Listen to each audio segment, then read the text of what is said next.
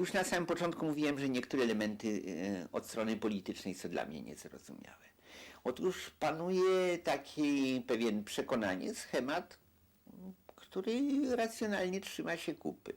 To znaczy, że grupa polityczna pod przywództwem Moczara, być może, że Moczara, ówczesnego ministra spraw wewnętrznych i generała, a w czasie wojny partyzanta komunistycznego, dążąc do władzy, zaczęła uruchamiać motywacje i antysemickie, i antyinteligenckie jeszcze wcześniej, nim doszło do wojny na Bliskim Wschodzie w 1967 roku, tylko to było dosyć ostrożnie i delikatnie robione.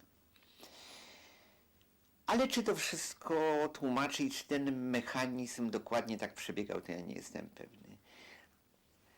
Bo ja sobie zadaję pytanie, co było niezbędne do tego, żeby sprowokować to, co się stało na samym wstępie. Na samym wstępie, to znaczy wówczas, kiedy konfiskowano dziady, kiedy potem rozpoczęły się te pierwsze protesty studenckie. Niezbędny tam był udział decyzji dwóch ministrów. Jeden to był minister szkolnictwa wyższego Jabłoński, drugi to był minister kultury Motyka. Obydwaj z dawnego PPS, obydwaj ludzie blisko związani z premierem Cyrankiewiczem, z człowiekiem, który nigdy nie miał nic wspólnego na pewno z grupą moczarowską. Co do tego nikt nigdy żadnych takich sugestii nie stawiał. Natomiast bez ich udziału nie wyobrażam sobie, żeby ta prowokacja się udała.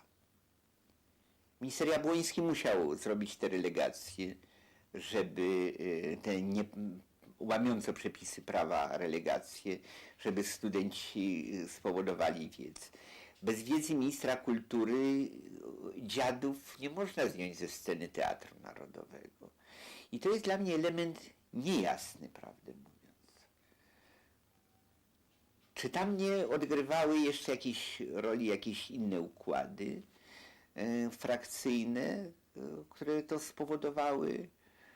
Czy nie było tak, że w pewnym momencie zaostrzono sytuację, ktoś nie mając nic wspólnego z grupą moczarowską zaostrzył sytuację, uważając, że na tym Moczar, jego grupa się wywróci na przykład? Co zresztą muszę powiedzieć, po paru miesiącach się stało. Więc nie wszystko tu rozumiem, nie twierdzę niczego na pewno, ale dla mnie jest dużo niejasności.